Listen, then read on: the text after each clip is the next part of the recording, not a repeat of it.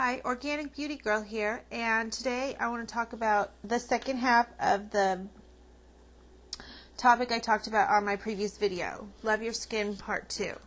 The first video was all about enhancers and how bad they are, and this video will be about what can happen when these toxic enhancers penetrate our skin.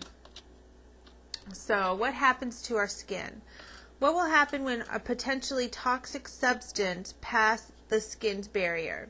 Well, it ends up in our blood vessels and lymph ducts, which are located in the epidermis and dermis layers of dermis layers. Our skin cells get their nutrients and excrete their toxins thanks to an endless circulation of the blood in the lymph. And what are lymph? People ask, I'm sure, because I had to ask.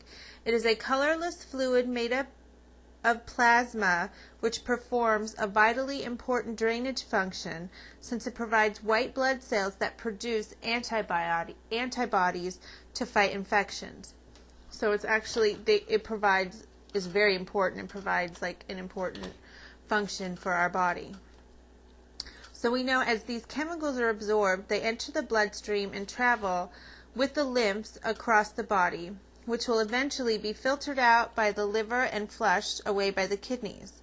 Although some substances may remain inside the body, adding to the load that we've already accumulated from decades of use.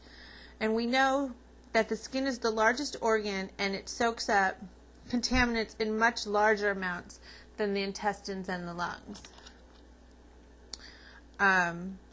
Most skincare products that are on the market today will contain hundreds, if not more, of synthetic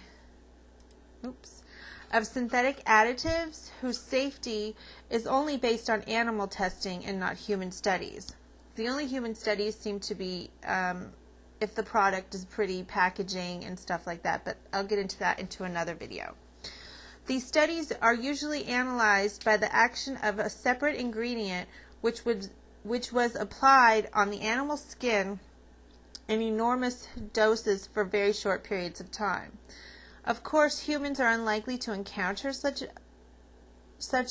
enormous doses, but we know if we like something, we're going to use it and not change it unless they discontinue it.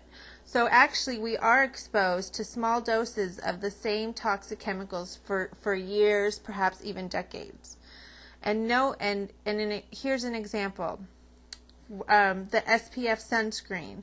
For example, SPF 50 sunscreen may impact our health 10 years from now, apart from the pale skin and possibly a lower risk of skin cancer, simply because these sunscreens have been introduced quite recently. The clinical studies do not cover long periods of time. So we don't know what will happen maybe 10, 20, 30 years from now from us using sunscreen, which is starting to become in your moisturizer, in your tint. So we don't know what the effects will be later on in life. So we need to be careful.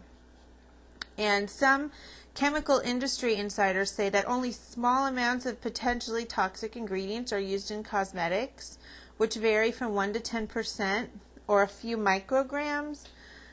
But that's not what the problem is. It's about the long-term snowball effect of using a vast amount of chemicals which may mix and interact with each other over long periods of time. So, say for example, you've been using a wonderfully smelling shampoo that contains at least or up to 1% of the carcinogenic diphenylamine, DEA, just call it DEA, a surfactant which helps have your shampoo become foamy and stabilizes the foam every day for 5 years. Okay, so that in return amounts to 2 milliliters of DEA per 200 milliliter bottle of shampoo. So say perhaps you switched and now you're using a volumizing or a frizz control shampoo. It doesn't matter, the core ingredients will remain the same, which would be emollients, penetration enhancers, and shine boosting silicones. With each daily shampooing, you end up using nearly an ounce, yes, 1 ounce of pure industrial strength DEA in 1 year. So let's just imagine that we pour this DEA, which is a clear, gooey substance, over our head and massage it into our skin. Then wash it off with hot water so this goo definitely spreads all over our body, our unprotected body. Wow, I wonder if that really made us feel beautiful or even more healthy. I don't think so. And another part of the problem is that there is no laboratory that has ever found a human volunteer. So we really don't know how this is going to affect us. We know that rats do it and that get tested on, and they've had some issues with that. For example, there was a recent study done, and the fetuses of these pregnant mice that were exposed to DEA showed slower cell growth and increased cell death in parts of the brain responsible for memory. Simply put, they were smaller and they were not as smart. This is happening because the DEA has a similar structure to choline, a molecule which is needed in large quantities for normal brain development. Scary, very scary. So, when a potentially, oh, and these are some bad skin pictures. This lady has skin discoloration. The one man has skin cancer, and the other one is just some lesions just brought on by bad skin. So when these potentially cancer-causing poisonous chemicals are absorbed by our skin, our beautiful skin, and carried in the blood all over the body, the offending chemical can interact with other chemicals in our systems. And sometimes these reactions may produce substances that provoke the cells to evolve in the wrong way, which in return can result in cancer. Diphenylamine DEA can combine with other amines present in cosmetic formulas to form nitrosamines, among them nitrosodiphenylamine, which is known to be highly, highly carcinogenic. Very scary.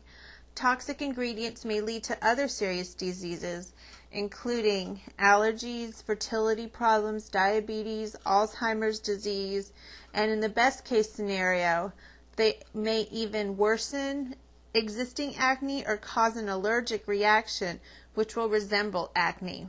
So, if you do not understand that the chemicals, these toxic chemicals in these cosmetics, makes us sick and age prematurely, then you will always remain a victim of the chemical industry.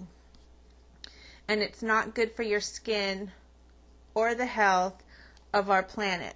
So we always need to make sure that we're using safe, non-toxic products, that we read the labels, we check for any type of certification, especially if it's organic. I know there are some products out there that are organic and do not get certified because it takes, I'm sure it takes many, many years for the FDA to approve it and the USDA organic section to approve that also. So you just need to be aware of what you're using on your skin, and once again, always read your labels, and I hope that helps you a little bit in choosing organic and natural skincare, and have a great day.